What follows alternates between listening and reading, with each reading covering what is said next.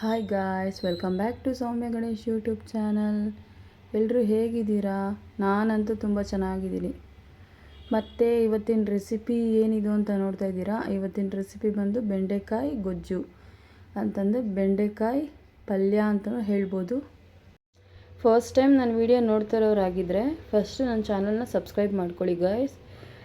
ಇನ್ನಷ್ಟು ಹೊಸ ವೀಡಿಯೋಗಳು ನಿಮಗೆ ನೋಟಿಫಿಕೇಷನ್ ಮೂಲಕ ಬರುತ್ತೆ. ಫಸ್ಟ್ ನೋಟಿಫಿಕೇಷನ್ ಕೂಡ ಆನ್ ಮಾಡ್ಕೊಳ್ಳಿ. ಆಲ್ ಅಂತ ಬೆಲ್ ಐಕಾನ್ ಇರುತ್ತಲ್ಲ ಅದನ್ನು ಆನ್ ಮಾಡ್ಕೊಳ್ಳಿ.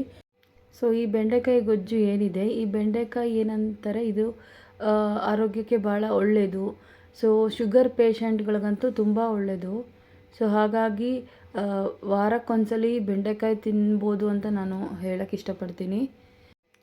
ಹೇಗೆ ಮಾಡೋದು ಬೆಂಡೆಕಾಯಿ ಗೊಜ್ಜು ಅಂತ ನೋಡೋಣ. ಫಸ್ಟಿಗೆ ನಾನಿಲ್ಲಿ ಬೆಂಡೆಕಾಯಿನ ಕಟ್ ಮಾಡಿಕೊಂಡು ಹುರ್ಕೊಳ್ತಾ ಇದ್ದೀನಿ. ಚೆನ್ನಾಗಿ ಹುರ್ಕೊಳ್ಬೇಕಾಗತ್ತೆ. ಲೋಳೆ ಏನಿರುತ್ತೆ ಅದೆಲ್ಲ ಹೋಗಬೇಕು. ನೆಕ್ಸ್ಟ್ ನಾನು ಈ ಕಡೆ ಪ್ಯಾನ್ನ ಇಟ್ಟಿದ್ದೀನಿ. ಸೊ ಆಯಿಲ್ ಹಾಕ್ಕೋತಾ ಇದ್ದೀನಿ. ಆಯಿಲ್ ಸ್ವಲ್ಪ ಕಡಿಮೆನೇ ಹಾಕ್ಕೊಳ್ಳಿ. ಸೊ ನೋಡಿ, ನಾನೀಗ ಆಯಿಲ್ ಕಾದಿದೆ. ಈಗ ಸ್ವಲ್ಪ ಸಾಸಿವೆ ಕೂಡ ಆ್ಯಡ್ ಮಾಡ್ಕೊಳ್ತಾ ಇದ್ದೀನಿ. ಹಾಗೆ ಒಂದು 2 ಈರುಳ್ಳಿನ ಹೆಚ್ಚಿಟ್ಕೊಂಡಿದ್ದೀನಿ, ಅದನ್ನು ಹಾಕ್ಕೋತಾ ಇದ್ದೀನಿ. ಹಾಕ್ಕೊಂಡು ಸ್ವಲ್ಪ ಫ್ರೈ ಮಾಡ್ಕೊಳ್ಳೋಣ. ಸ್ವಲ್ಪ ಆ ಕಲರ್ ಚೇಂಜ್ ಆಗೋವರೆಗೂ ಫ್ರೈ ಮಾಡ್ಕೊಳ್ಳೋಣ.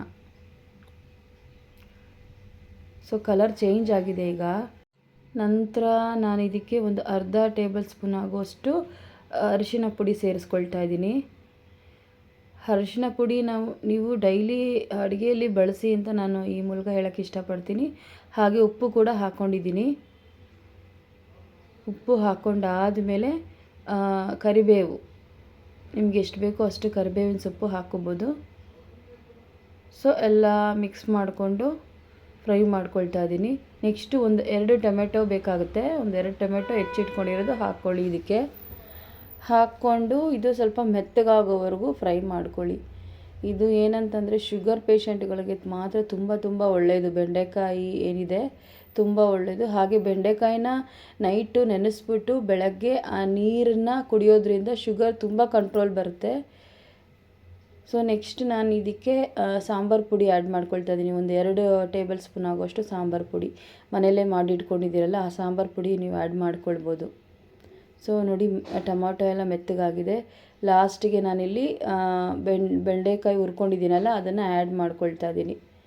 ಆ್ಯಡ್ ಮಾಡಿಕೊಂಡು ಎಲ್ಲ ಮಿಕ್ಸ್ ಮಾಡಿಕೊಂಡು ಉಪ್ಪು ಖಾರ ಎಲ್ಲ ಹೊಂದೋ ರೀತಿ ನಾವು ಬೆಂಡೆಕಾಯಿನ ಫ್ರೈ ಮಾಡ್ಕೊಳ್ಳೋಣ.